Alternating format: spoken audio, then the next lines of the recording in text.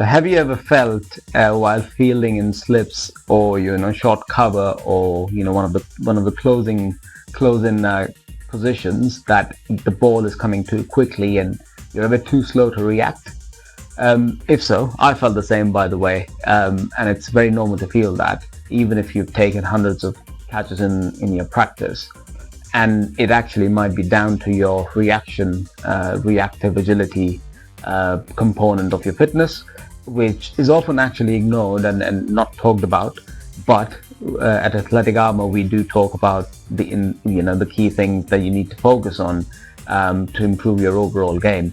So let's see what it entails. Now, while actually taking hundreds or thousands of catches while you're training in practice is the go-to and is the gold standard, and you should not ignore it at all. There are things you could do outside of the training pitch, outside of your practice, that could actually improve or enhance your practice as such. So we'll talk about 2 drills today that you can add even at your home or in the gym, which are super easy, but will train your reactive ability and reactive agility that will help you in the field. So the first drill is called the wall of confusion. Essentially, you need a reaction ball or a reactive ball, which looks like this, which has got like bulged edges to it. It's not your simple tennis ball or round ball, which is very, very important and very useful, I would say. But what you do is, as you can see in the video as well, you throw it to the wall and try and catch it with the other hand that you throw in. So, for example, you throw it with your right hand first, hits the wall, comes back, catch it with your left. Then you throw with your left and then do the same with the right. It sounds very easy, but because of the bulged edges on the ball, this ball can go anywhere once it hits the wall. And that's the reactive component that you need to train. So how do you actually set up for this exercise or drill?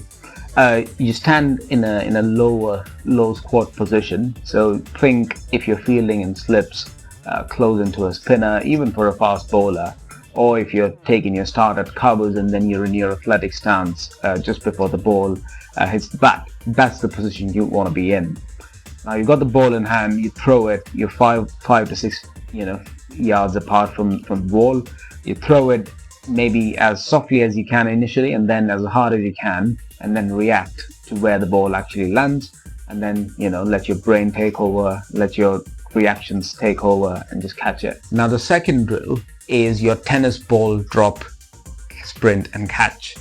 I know it's a mouthful, but essentially it's pretty simple. So you've got a tennis ball in hand, you place that in front of you, chest high or waist high, you drop it, and while it is bouncing, you go 5 yards back to the wall, touch the wall, and then sprint back and catch the ball as quickly as you can, essentially.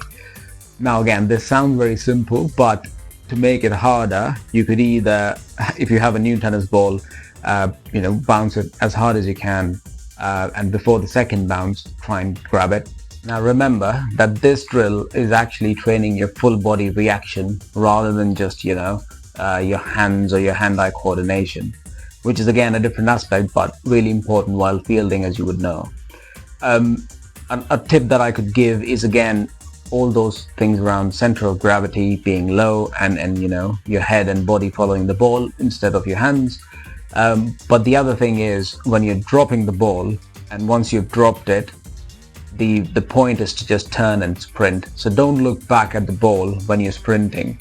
As soon as the ball has left your hand, you just turn and sprint as fast as you can, and then come back and react based on where the ball is.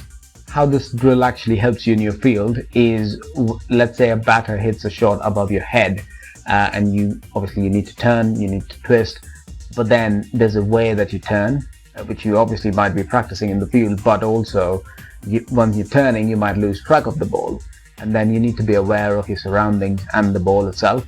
So this is a really good way to train that. The other way it helps is, once you've turned and twisted and sprinting, you've got to sprint as hard as possible, but you've got to turn first and then sprint. So you can't mix up those two movements, and this drill obviously trains your body to know the difference of turning and then sprinting. The other thing this drill helps you is actually deceleration as well, because once you've touched the ball and you're coming back, you actually need to figure out where the ball is to be able to catch it. You don't want to overrun the ball. You don't want to be, left behind the ball. So you need to time your run, but also you need to stop or decelerate at the right instant of time.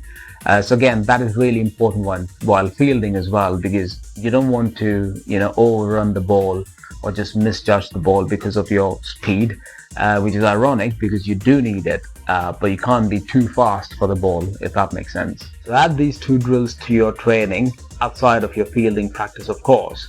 And I'm sure you'll see the difference, in your fielding and your agility and your reactions. And also give us a shout if this has helped you and if you've tried it out, and also if you want to see any other drills for fielding, batting, bowling, or any of the aspects of cricket. Yeah, give us a shout, leave a comment, but feel free to like and engage as well. So that